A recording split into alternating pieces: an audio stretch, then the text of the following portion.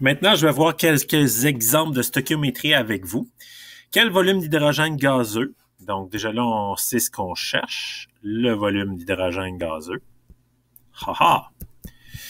Sera formé si on fait réagir 0,250 g de zinc, donc on a une masse, et avec un excès d'acide chlorhydrique. Oh, l'acide chlorhydrique est en excès. Fait que déjà là, on a notre réaction chimique. Le zinc réagit avec un excès de chlorure d'hydrogène. Fait qu'on va commencer avec ça.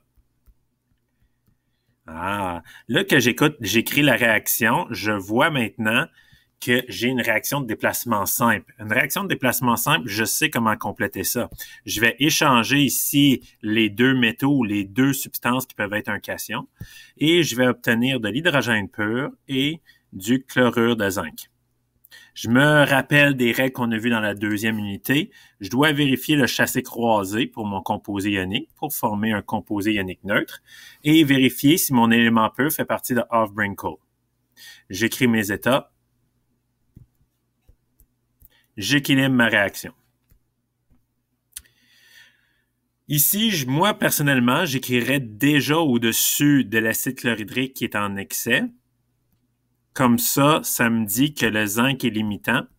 Ça, c'est important parce que c'est avec lui, son nombre de moles, que je vais pouvoir déterminer le nombre de moles de produits formés.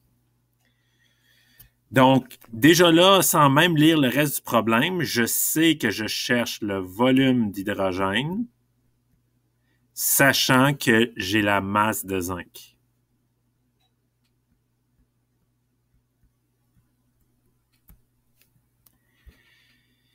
Bon, ben déjà là, je peux commencer ma planification de problème. Avec une masse d'une substance pure solide, je peux trouver le nombre de moles.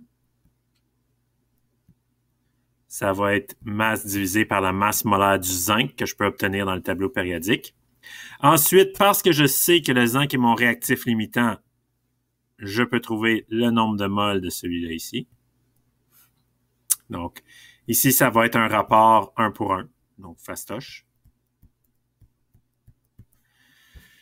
Et finalement, trouver le volume. Pour trouver le volume, ben, je vais utiliser, parce que c'est un gaz, ben, je vais utiliser PV est égal à nRT. C'est ce qui me semble le plus logique. Donc, volume va égaler à nRT sur P. Là, maintenant, on va lire le reste du problème.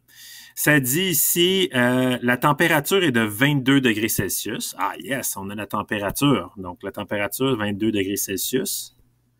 Mais mon cerveau attentif se rappelle que dans PV est égal à nRT, c'est tout le temps les températures en Kelvin. Donc, il va falloir que j'additionne 273,15 pour avoir ma température en Kelvin.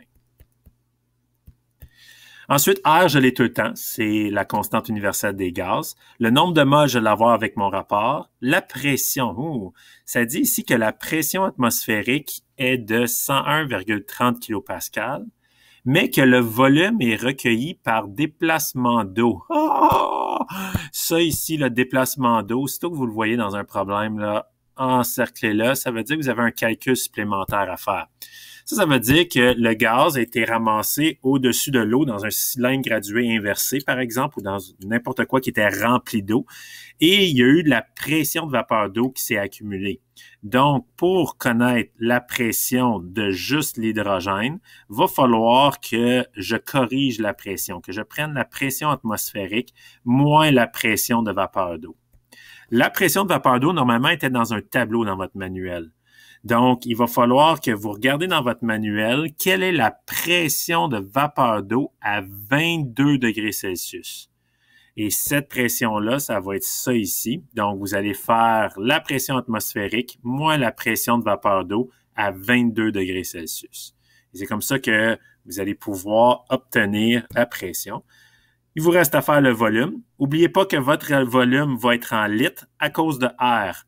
R ici, c'est la constante universelle des gaz qui est exprimée en kilopascal litre par mol Kelvin.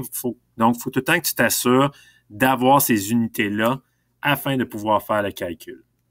Vous allez avoir la bonne réponse si vous arrivez à un volume de 95 millilitres.